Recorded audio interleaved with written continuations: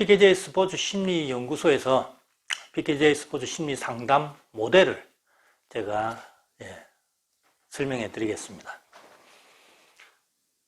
제가 연구소를 오픈한 거는 제가 지금 한 6년 차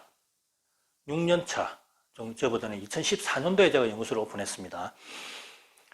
제가 스포츠 심리에 관심을 가진 거는 제가 석사에서 제가 스포츠 심리를 전공을 했습니다.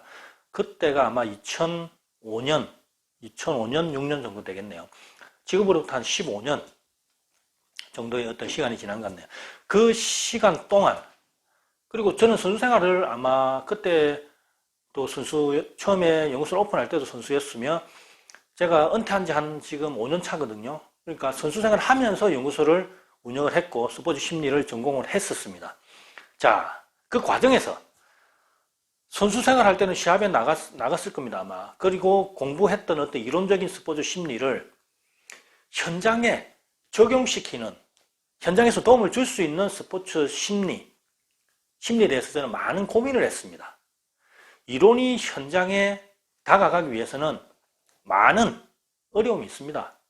풀지 못한, 지금 어떻게 보면 유명한 스포츠 심리학자라고 이름난 외국, 국내에 있는 어떤 학자들도 실제 현장에서 그 정도의 어떤 효과를 내고 있느냐, 저는 묻고 싶습니다.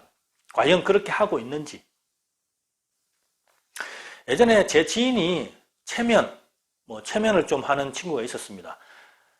근데 이제 그 친구 어떤 강의, 어떤 프로그램에 대학 교수분이 오셨어요. 물론 어느 대학이라고는 밝히지 않고 오셨는데, 그분이 처음에 오셔서 자기를 숨겼어요. 자기 자신의 존재를. 왜 숨겼을까요?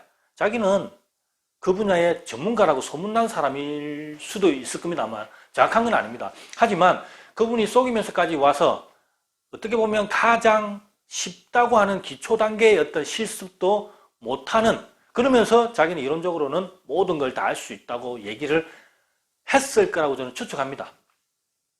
단적인 예입니다. 우리가 이론하고 현장은 많은 차이가 있습니다. 그래서 제가 추구하는 어떤 스포츠 심리 상담의 목표는 뭐냐? 단순하면서도 현장에 도움을 줄 수 있는 어떤 상담.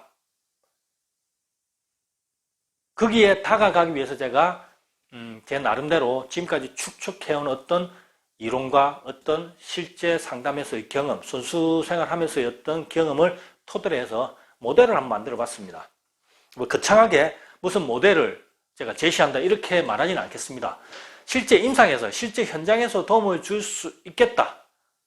그리고 제 나름대로 통합적인 어떤 관점에서 정립한 모델을 소개해 드릴게요.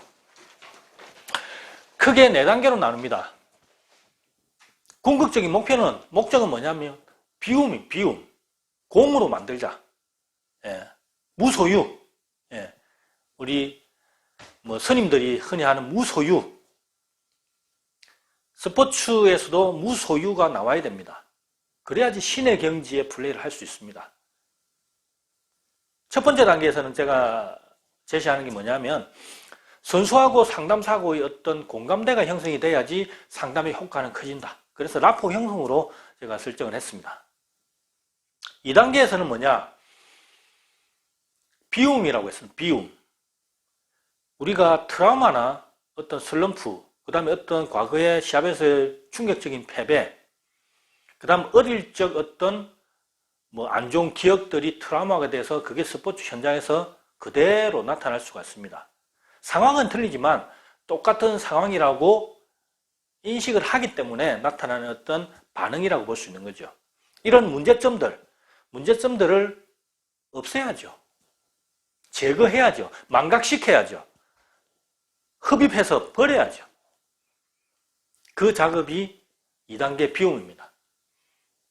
3단계에서는 이제 체움이라고 제가 얘기를 할게요. 체움. 비울 때는 부정적인 걸 비우겠죠. 체험은 뭐냐? 긍정적인 걸 채우자는 거죠.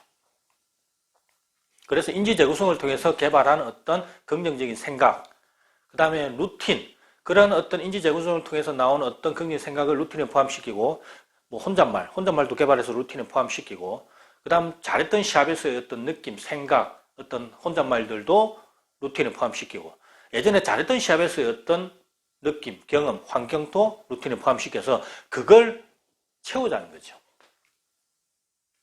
그 다음 네 번째는 뭐냐?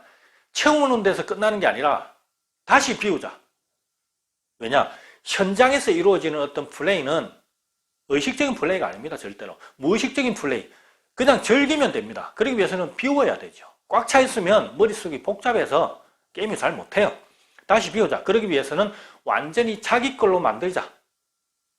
완전히 반복적으로 훈련을 해서 자기 걸로 만들자. 훈련해서 멘탈 훈련을 생활화하자는 거죠. 그렇게 할 때 비움이 가능하다. 가능하다는 큰 맥락 4단계를 한번 살펴봤습니다. 구체적으로 한번 살펴볼게요.